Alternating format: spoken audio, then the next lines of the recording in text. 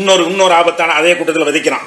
இப்போ நாமெல்லாம் சிறுபான்மை மக்கள், சிறுபான்மைங்கிறனால தான் நிறைய ஒதுக்கப்பட்டு இருக்கிறோம். அந்த சிறுபான்மையை உணர்ந்து நம்ம எல்லாத்தையும் ஒன்றா கலந்து இடஒதுக்கீடு கொடுத்துருந்தாங்க. பிற்பட்டோருக்கு 30%. அந்த 30%த்தில் நமக்கு 1% கிடைக்கல. எல்லாம் கலந்து இருந்தோம்னு சொன்னால் கிடைக்க மாட்டேங்குது. அதனால பலகட்ட போராட்டங்கள் நடத்தி எங்களுக்கு தனியாக இடஒதுக்கீடு தாண்டு கேட்ட பிறகு 3.5% இடஒதுக்கீடு பெற்றிருக்கிறோம். இவன் என்ன செய்கிறான்னா, சிறுபான்மை நீ கிடையாது, நீ எல்லாம் நீ தமிழன், உன்னை சிறுபான்மைன்னு சொன்னால் செருப்பலாட்டி. அப்போ என்ன செய்யறான்னா, உரிமைக்கு போராடாதுங்கிறான். நம்ம எல்லாருமா சேர்ந்து அதை வாங்கிக்கிடுவோம், அனைத்தையும் நாங்கள் மாத்திரம் அனுபவிச்சுக்கிடுவோம். ஏற்கனவே பிற்பட்டவருக்கு 30% இடஒதுக்கீடு இருந்தது. அதில் முஸ்லீம்கள் அடங்கி இருந்தோம், எங்களுக்கு தரவே இல்லை. அந்த வேலை கொடுக்குற இடத்துல உள்ளவங்கலாம் முஸ்லீமை மட்டும் கழிச்சு கொடுத்துட்டான். அப்போ எங்களுக்குள்ள தனியாக கொடுறான்னு கேட்டு 3% வாங்கணும். வாங்கின பிறகு ஏதோ கொஞ்சம் பேர் படிச்சுட்டு இருக்கிறான், நீ கொஞ்சம் வேலை வாய்ப்புகளை பெற்றுக் கொண்டிருக்கிறான். இதை ஒழிக்கிறதுக்கு என்ன செய்யறான்னு கேட்டால், நீ சிறுபான்மை கிடையாது, நீ ஒரு தமிழ் தேசத்தில் உள்ளவன், உன்னை சிறுபான்மை என்னன்னு செருப்பு கட்டாடி அப்படின்னு சொல்லிட்டு சிறுபான்மை இல்லைன்னு கற்பனையில் வாழ சொல்றான். சிறுபான்மை இல்லையாடா, கற்பனையில் வாழ சொல்றியா நீ? முஸ்லீம் அல்லாதவங்களாம் இந்துக்கள்ங்கிற பேர் வேண்டா எவனை பின்னாடி வச்சிருந்துருக்கலாம்.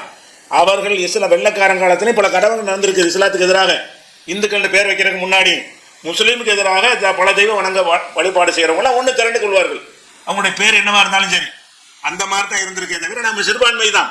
அவர்களுக்குள் 1000 முரண்பாடுகள் இருந்தாலும் சரி, இந்த நாட்டில் நாம சிறுபான்மை தான்.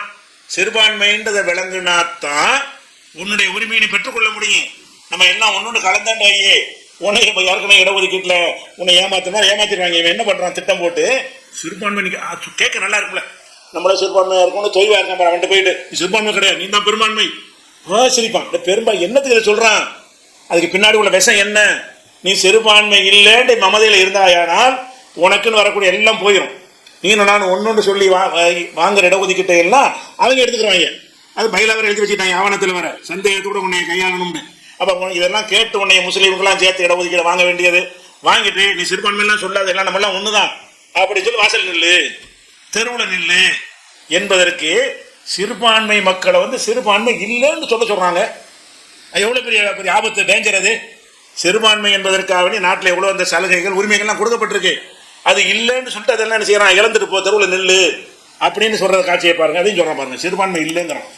கருணாநிதி, ஜெயலலிதா, இந்த இஸ்லாமிய கிறிஸ்தவ மக்களா எவ்வளவு காலத்துக்கு ஏமாற்றி மனநோயாளியாய் மாற்றிட்டான். சிறுபான்மை சிறுபான்மை சிறுபான்மை இவர்கள் செய்த துரோகத்திலே பெரும்பாலும் தமிழ் சமூக பிள்ளைகளை சிறுபான்மை சிறுபான்மை என்று அச்சுறுத்தி நோயாளியாக மாற்றியதுதான். அதனால நாங்கள் தமிழர்கள் இங்க வந்துட்டு சிறுபான்மை சிறுபான்மை இவனை நம்பிக்கிட்டுதான் ஒரு உளவியல் நோய். சிறுபான்மை என்று எவனாவது உன்னை சொன்னான்னா என்ன இருக்கோ கையில எடுத்து அடிச்சிரு, ஒண்ணுமே இல்லையா செருப்பெடுத்தாலும் அடிச்சிரு. ஆனா அடிச்சுட்டு நேரம் வழக்கு நிறைய வழக்கு சொல்லலாம், ஆயிரக்கணக்கான வழக்கறிஞர் வழக்கு எடுத்துவான், கட்சி செலவு பார்த்துக்கிறோம், அடிச்சுட்டு ஒரு தடவை அடிச்சிரு. என்னது, ஒரு தேசிய இன மக்களை அவர்களை கையில் வைத்து நீங்கள் சிறுபான்மை என்ற சிறுமைப்படுத்துவது எப்படி சகித்துக் கொண்டிருக்க முடியுது? எப்படி இருக்க முடியுது? உங்களோட போய் தொடங்க. அடுத்து தமிழக வீட்டு கதையும் போட்டீங்க. நம்ம சிறுபான்மை நம்ம பாதுகாப்பா இருக்கணும்னா நம்ம திமுக தான் ஓட்டுவோம்.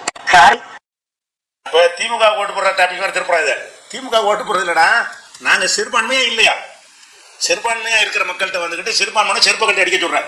நான் சிறுபான்மை வந்து அடிக்க வேலை பார்ப்போம். எவனாவது சிறுபான்மை இல்லைன்னு சொன்னா அவனை செருப்பை கட்டி அடிங்க.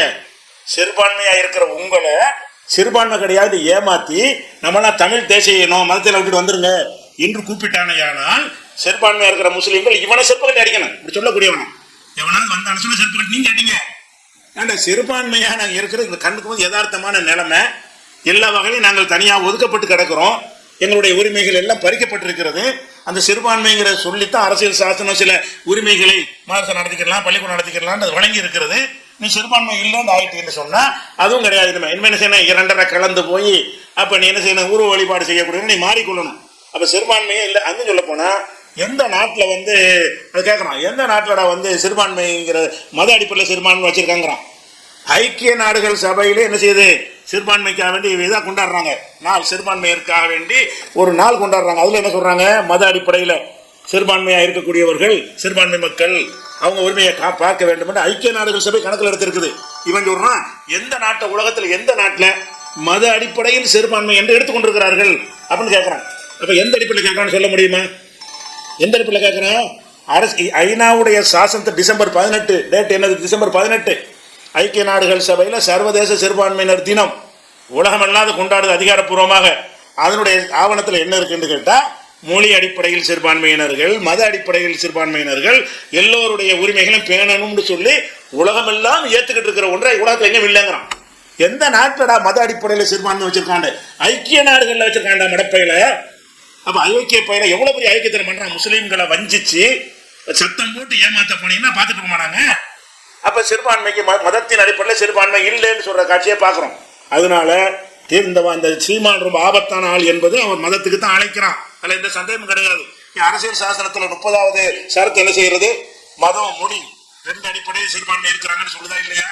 அரசியல் சட்டத்தில் இருக்கிறது 25வது பிரிவு அரசியல் சாசனம் என்ன சொல்லுது? அதை சொல்லுகிறது. ஐநாவுடைய அறிக்கையை சொல்லுகிறது.